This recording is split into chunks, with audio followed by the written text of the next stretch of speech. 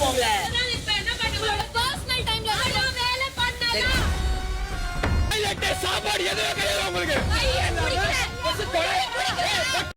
Video பார்த்துருப்பீங்கன்னு நினைக்கிறேன். என்ன பிரச்சனை அப்படின்னு சொல்லி பார்த்தீங்கன்னா, அன்ஷிதா மலையில் வேலை செய்கிறேன் அப்படின்னு சொல்லிட்டு இருக்காங்க. பட் வேண்டாம் அப்படின்ற மாதிரி தான் மேனேஜர்ஸ் எல்லாம் சொல்கிறாங்கன்னு நினைக்கிறேன்.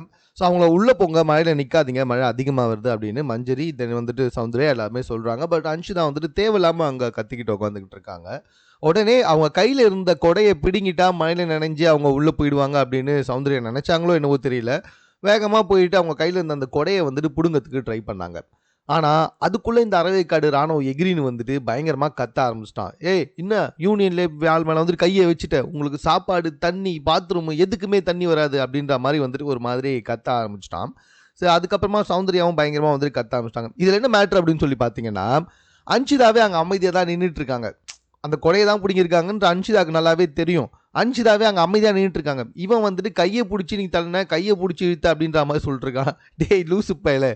அப்புறமா அந்த இடத்துல வந்துட்டு சௌந்தர்யா பயங்கரமாக கத்த ஆரம்பிச்சிட்டாங்க. அவங்க வந்து டே கையை பிடிக்கலடா அப்படின்னு சொல்லிட்டு பயங்கரமாக அவங்க கத்த ஆரம்பிச்சிட்டாங்க. ஸோ இவன் வந்துட்டு இல்லை நீ கையை பிடிச்ச நான் பார்த்தேன் அப்படின்னு இவன் ஒரு சைடு கத்த ஆரம்பிச்சிட்டான். ஸோ ரூல்ஸை போய் ஒழுங்காக பட்டுறா போடா அப்படின்ற மாதிரி வந்துட்டு அவங்க கடைசியாக சொல்லிட்டு இந்த ப்ரோமோ வந்துட்டு முடியுது.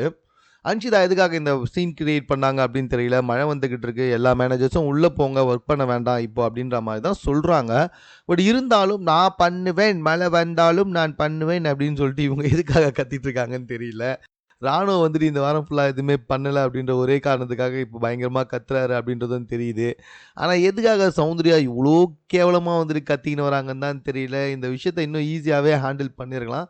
நான் கையவே பிடிக்கல அப்படின்னு சொல்லிட்டு நார்மலாக சொல்கிறதுக்கு பதிலாக நாக்கை மடித்து கிடிச்சு கையை நீட்டி கண்ணை உருட்டி ஏன் சௌந்தர்யா இவ்வளோ சீன் கிரியேட் பண்ணி சொல்கிறாங்கன்னு புரியல.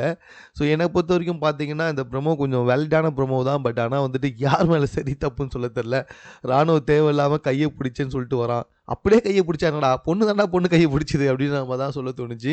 அந்த வந்துட்டு பார்த்தீங்கன்னா கொடையை பிடுங்கன்னா அவங்க உள்ளே போவாங்கன்னு எதிர்பார்த்த சௌந்தர்யா எப்படின்னு புரியல. கொடையை பிடுனதுக்கப்புறம் அவங்க வீம்புக்குன்னா ஏற்கனவே இந்த சண்டே வீம்புக்குன்னு தான் இழுத்தாங்க அன்ஷிதா. வீம்புக்குன்னா மழை நனையத்துக்கும் வாய்ப்பு இருக்குது. 3 பேர் மேலேயுமே தப்பு இருக்குது. ஸோ உங்களுடைய கருத்து என்னன்றதை நீங்கள் கமெண்ட்டில் தெரியப்படுத்துங்க. மேலும் இது போன்ற செய்திகளை உடனுக்குடன் தெரிந்து கொள்வதற்கு நம்ம சென்னை சேனலை சப்ஸ்கிரைப் பண்ணுங்கள்.